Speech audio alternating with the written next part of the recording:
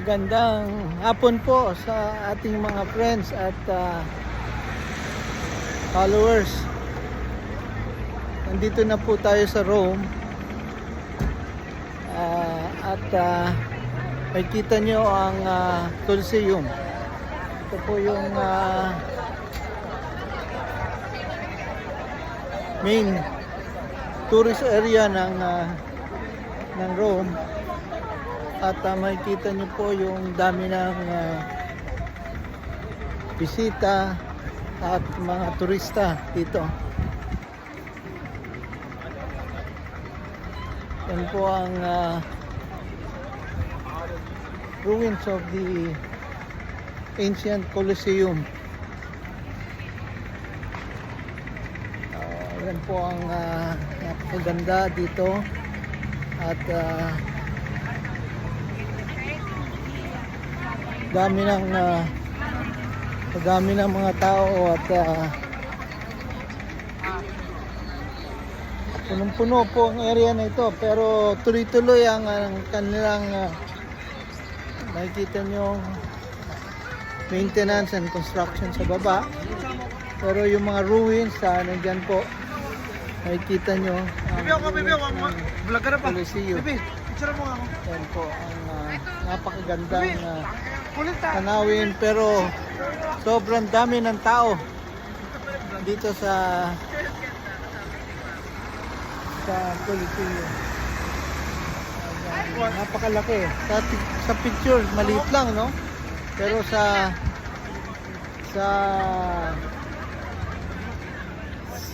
reality napakalaki po ng building na ito. At sa paligid niya, andyan ba yung mga maraming ruins pa rin, no? Na katabi. Sa tabi, marami pa rin makikitang mga, ito yung mga famous columns na makikita sa pictures lang, no? Ito po.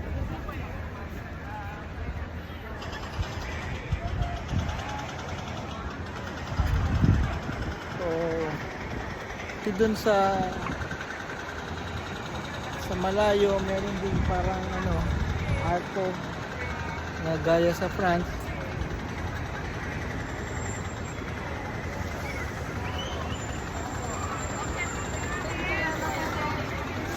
At buong area punong-puno ng tao dito sa Rome, Italy.